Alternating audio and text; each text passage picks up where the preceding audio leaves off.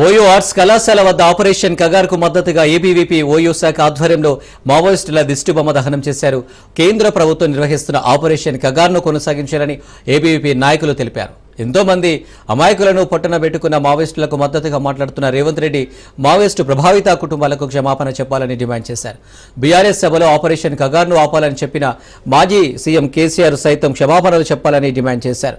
కేంద్ర ప్రభుత్వం మావోయిస్టులకు ఎందుకు శాంతి చర్చలు జరపాలో చెప్పాలని ప్రశ్నించారు. దేశ భద్రత కోసం పనిచేస్తున్న ఎంతో మంది పోలీసులను మావోయిస్టులు కిరాతకంగా చంపారని ఏబీవీపీ రాష్ట్ర కార్యదర్శి మాచెల రాంబాబు తీవ్ర స్థాయిలో మండిపడ్డారు.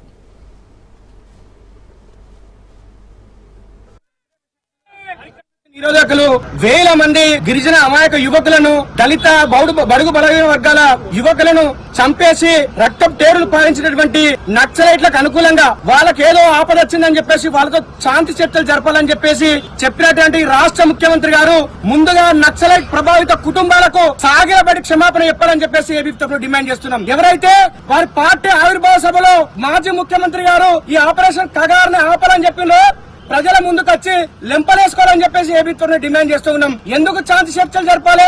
పొట్టకూటి కోసం దేశ అంతర్గత భద్రతను కాపాడుతున్నటువంటి పోలీసు కుటుంబాలను చంపినందుక శాంతి చర్చలు జరిపేది. ఈ దేశం యొక్క రక్షణను వాళ్ళ కుటుంబాలు వదిలేసి ఈ దేశ రక్షణలో భాగమైనటువంటి సైనికులను చంపినందుక వాళ్ళతో శాంతి చర్చలు జరిపేది. ప్రజాప్రతినిధులను, సర్పంచ్లను, గిరిజన ఎమ్మెల్యేలను చంపినందుక రేవంత్ రెడ్డి గారు ఒక్క విషయం గుర్తుపెట్టుకో, నీ పక్కనే నీ మంత్రివర్గ సహచరుడైనటువంటి శ్రీధర్ బాబుని అడుగు, వాళ్ళ తండ్రిని చంపినప్పుడు ఆయన అనుభవించిన బాధ ఏందో, డీకే అరుణమ్మని అడుగు, వాళ్ళ తండ్రిని చంపినప్పుడు ఆమె అనుభవించిన బాధ ఏందో.